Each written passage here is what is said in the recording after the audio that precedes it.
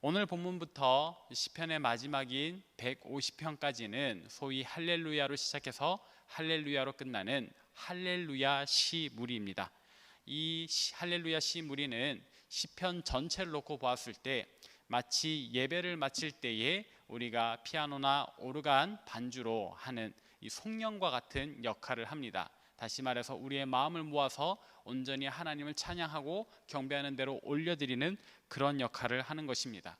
오늘 본문인 시편 146편도 별다른 표제가 붙어 있지 않기 때문에 우리는 이 시를 누가 언제 지었는지 정확하게 알 수는 없습니다.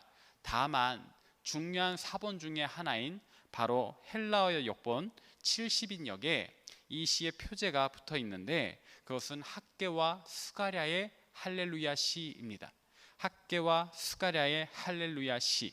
물론 다른 사본에는 없고 오로지 70인역에만 붙어 있는 표제이기 때문에 이것을 원전에도 있다라고 확실하게 얘기할 수는 없겠지만, 그러나 이것이 맞다면 우리가 이 표제를 참고 삼아서 아마도 이 시편 146편은 이 학개와 스가랴가 지은 시이다. 바로 그들이 바사 페르시아에서 이렇게 포로로 지내다가 예루살렘 성전을 건축하려 돌아온 뒤에 지었을 시, 바로 그런 시라고 우리가 추정해 볼 수 있겠습니다. 분명한 것은 우리가 어제 다루었던 본문인 시편 145편과 함께 오늘 보면 시편 146편은 매 안식일마다 유대인들 회당에서 그들의 예배, 그들의 제사를 시작할 때에 불렀던 노래라는 점입니다. 이제 이 노래에 얽힌 이 형식적인 내용 또 역사적인 내용을 잠깐 살펴보았으니 이 본문의 내용을 함께 살펴보도록 하겠습니다. 먼저 오늘 본 말씀은 1, 2절을 통해서 하나님을 찬양할 것을 스스로 다짐하지요. 할렐루야 내 영혼이 여호와를 송축할지어다 하면서 말입니다. 그리고 중요한 것은 바로 이어나오는 3절과 4절 말씀인데 우리가 해당 구절을 함께 읽어보도록 하겠습니다. 시작. 귀인들을 의지하지 말며 도울 힘이 없는 인생도 의지하지 말지니 그의 호흡이 끊어지면 흙으로 돌아가서 그날에 그의 생각이 소멸하리로다. 아멘. 여기에 나오는 귀인은 고관대작을 의미합니다. 다시 말해서 높은 귀족들을 의미합니다. 특별히 여기에서 유념해 두고 있는 어떤 인물이 있는데 그것은 바로 그들을 지배했던 이 바사 페르시아의 황제까지도 포함하는 말입니다. 이것은 어떤 의미인가 조금 이따 다시 살펴보기로 하고, 또 이어서 나오는 도울 힘이 없는 인생이라는 표현은 제 아무리 대단한 권력가라 할지라도, 다시 말해서 이 바사의 황제라 할지라도 결국은 한계를 가진 인간이다라는 말을 의미합니다. 그래서 다시 말해보자면 오늘 본문 3절은 제 아무리 높은 귀족 설령 그가 황제라 할지라도 그를 의지하지 말라. 왜냐하면 4절 그의 호흡이 끊어지면 그도 죽으면 결국에 우리와 마찬가지로 흙으로 돌아가서 그가 했던 약속들, 그가 했던 어떤 언약들, 그가 가졌던 생전에 가졌던 그런 생각들, 정책들도 다 소멸한다, 없어지고 만다라고 이야기를 하는 것입니다. 그렇다면 학개와 스가랴는 오늘 본문 3, 4절을 통해서 왜 이런 말을 했던 것일까요? 그래서 아까 말씀드렸던 역사적인 배경을 통해서 유추해 보아야 합니다. 오늘 본문의 역사적인 배경은 에스라서에 잘 기록되어 있는데 에스라 1장 1절부터 4절에 보면 바사왕 고레스가 황제로 즉위하고 나서 제일 먼저 했던 정책이 나옵니다. 그것은 무엇인가? 바로 바벨론 시대 때부터 자신이 다스리는 영토에 포로로 와 있는 민족들을 자기 고향 땅으로 돌려보내는 거예요. 특별히 해당 절을 보면 이 에스라가 그렇게 고백을 합니다. 고레스가 말하기를 만군의 여호와께서 내게 명령하셔서 너희를 예루살렘으로 돌아가게 하라고 하셨다. 왜요? 예루살렘 성전을 건축하게 하라고. 그러니까 너희는 이제 예루살렘으로 돌아가서 하나님을 예배하는 성전을 건축해라. 거기에 필요한 재원은 내가 다 대주겠다라고까지 이야기를 해요.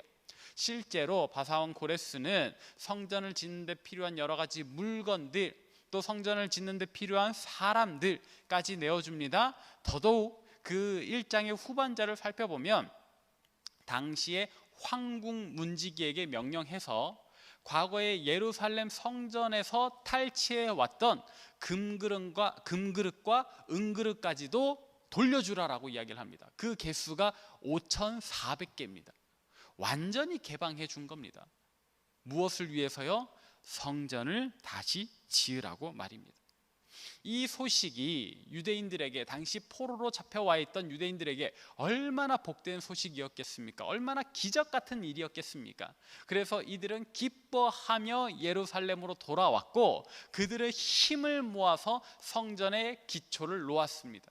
성전의 기초가 놓여지던 날에 유대인들은 한자리에 모여 그 과거에 비하면 너무나도 초라하지만 그러나 다시 시작하게 된 이 성전의 기초를 보면서 정말 큰 소리로 울며 또 기뻐했다라고 기록을 하고 있습니다.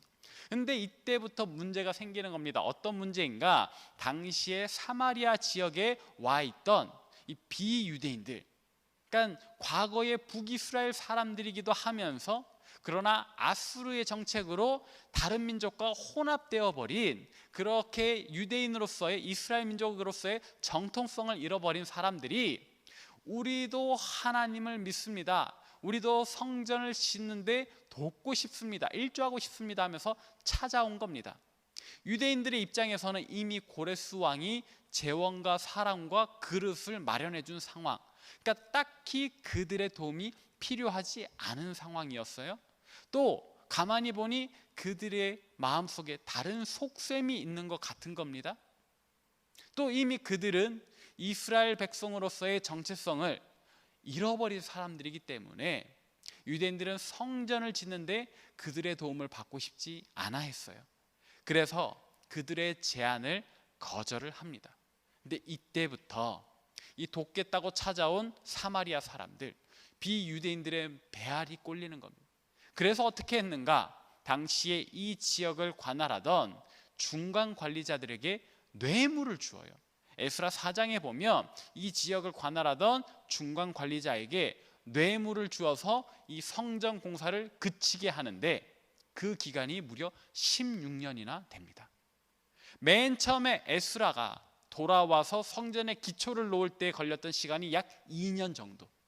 그러니까 바사왕 고레스 왕의 칙령을 받아서, 황제의 명령을 받아서, 황제의 허락을 받아서 돌아와서 기쁘게 보낸 시간이 몇 년? 불과 2년. 그리고 정말로 이 지역에 똑같은 포로 시기를 보내고 있는 이 사마리아인들이 뇌물을 줘서 중간 관리자가 막아선 시간이 몇 년이에요? 16년이에요. 황제의 명령은 불과 2년에 불과했다.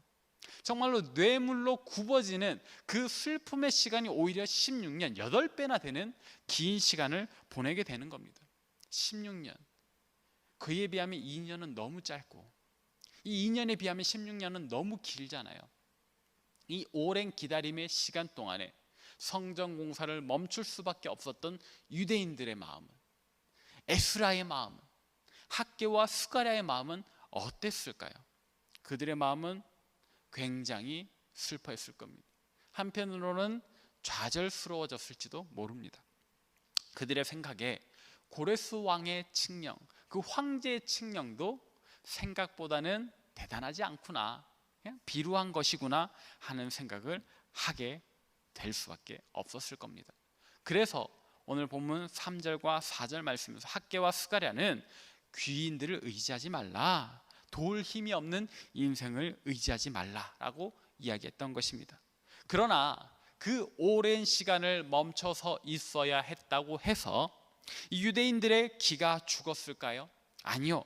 이어지는 5절 말씀을 함께 읽어보도록 하겠습니다. 5절 말씀입니다. 시작. 야곱의 하나님을 자기의 도움으로 삼으며 여호와 자기 하나님에게 자기의 소망을 두는 자는 복이 있도다. 아멘. 여기에서 우리가 읽어드릴 수 있는 뉘앙스는 절대로 포기하지 않았다라는 겁니다. 희망을 잃지 않았다라는 거예요.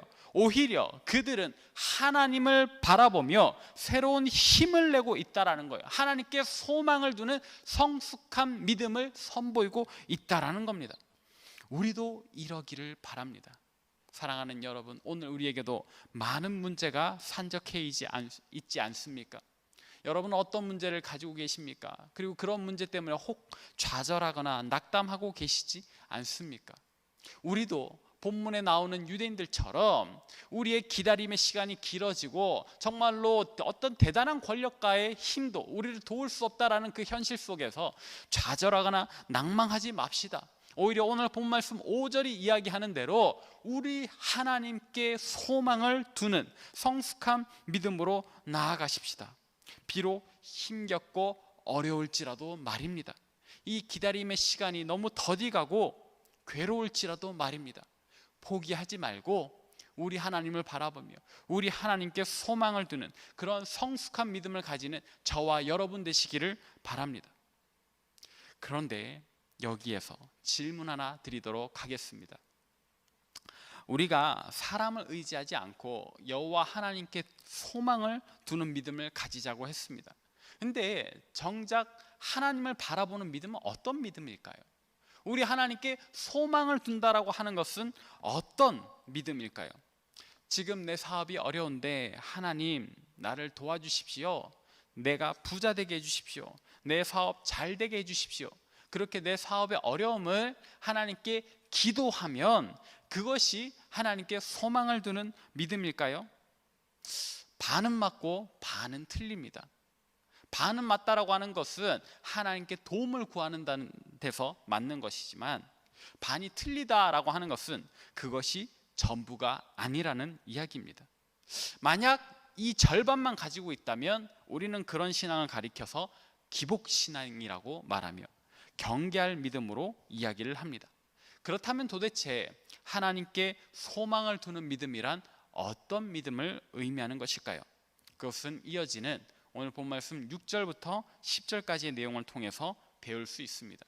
해당 부분을 두 부분으로 나누어서 먼저 오늘 본 말씀 6절부터 9절까지의 말씀을 속도감 있게 살펴보겠습니다. 먼저 6절을 보니까 어떻게 이야기를 합니까? 뭐라고 이야기를 합니까? 여호와는 천지와 바다와 만물을 지으신 분이시다. 영원히 진실함을 행하시는 지키시는 분이시다라고 이야기를 하고 7절에 보니까 여호와께서는 억눌린 사람들을 위해서 정의로 심판하는 분이시다. 줄인 자들에게 먹을 것을 주시는 분이시다. 또 갇힌 자들에게 자유를 주시는 분이시다 라고 이야기를 합니다. 8절도 마찬가지입니다. 8절에서도 이야기하는 것은 여호와께서는 맹인들의 눈을 여시며 비굴한 자를 일으키시고 의인들을 사랑하시는 분이시다라고 이야기를 합니다. 9절에서도 여호와는 나그네들을 보호하시며 고아와 과부를 붙드시고 악인의 길을 굳게 하는 분이시다라고 이야기를 합니다. 자, 이 모든 내용을 종합해 봅시다. 오늘 본문 말씀 6절부터 9절까지 공통적으로 담고 있는 내용은 무엇입니까? 바로 우리 하나님 여호와가 어떤 분이신가를 이야기를 하고 있는 겁니다. 각각의 절마다 우리 하나님 여호와는 이런 분이시다라고 세세하게 이야기를 하고 있고 이 전체를 합쳐서 요약해 보자면 여호와 하나님은 이런 분이시다라고 묵상하고 고백하고 있다라는 겁니다. 예, 이것이 중요합니다. 우리 하나님을 바라보는 믿음, 우리 하나님께 소망을 두는 믿음은 우리의 문제를 간구하고 아뢰고 토로하기 전에 먼저 우리 하나님은 어떤 분이신가 그분 자체를 고민하고 그분 자체를 묵상하며 성경을 통해서 발견하고 깨달아가는 그런 과정을 겪는 그런 신앙을 의미하는 것입니다.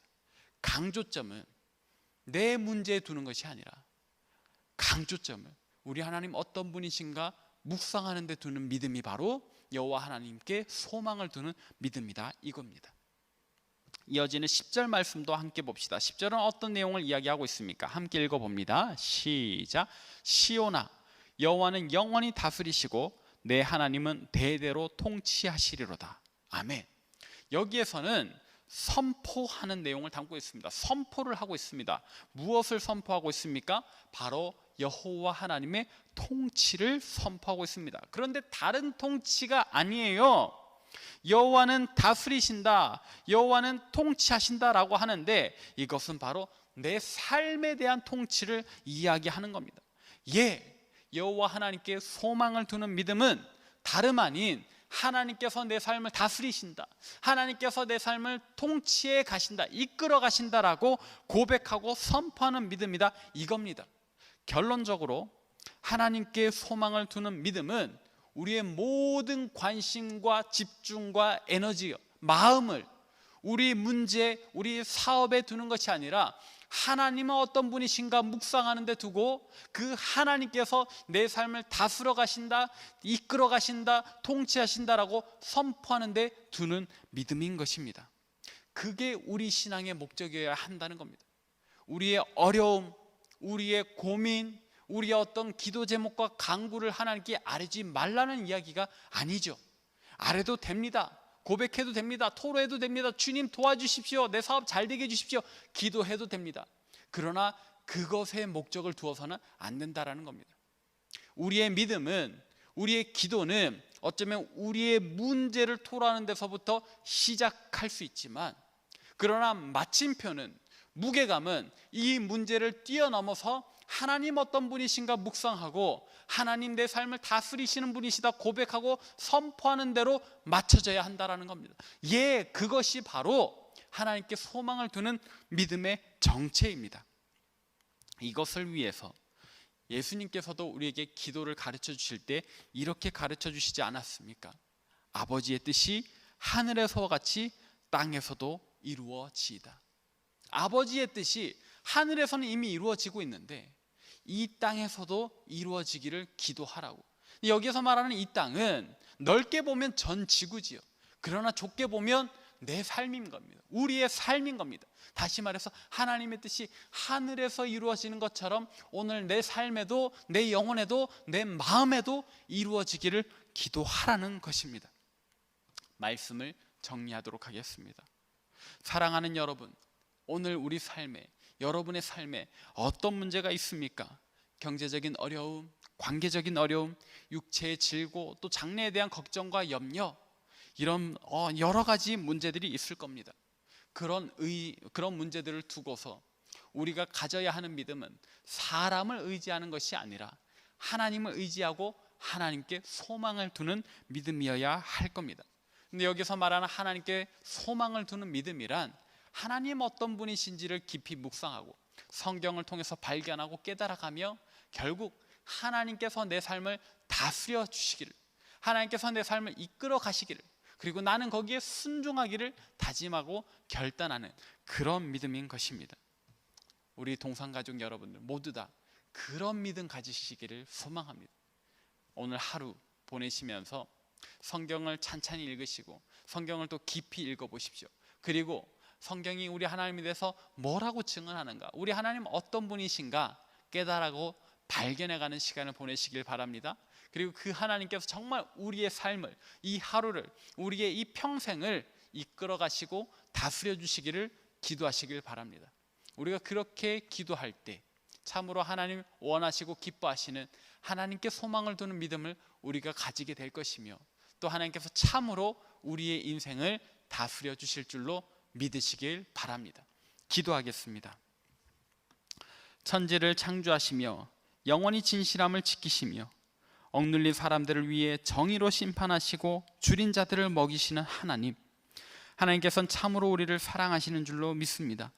오늘도 우리에게 많은 문제와 어려움이 있는데 그 문제와 어려움을 마주하며 우리가 어떤 믿음 가져야 하는지 말씀을 통해 깨닫습니다. 주님, 우리가 참으로 하나님을 우리의 도움으로 삼으며 하나님께만 우리의 소망을 두고자 하오니 주여 우리를 도와주옵소서. 우리에게 하나님 어떤 분이신지 말씀을 통해서 알려주시고, 그래서 우리 마음 평안케 해주시며 무엇보다도 하나님께서 원하시는 대로 우리의 삶을 다스리고 통치해 주옵소서. 하나님의 뜻이 하늘에서와 같이 우리 삶에 이루어지기를 간절히 원합니다. 주님 역사해 주옵소서. 예수님의 이름으로 기도합니다. 아멘.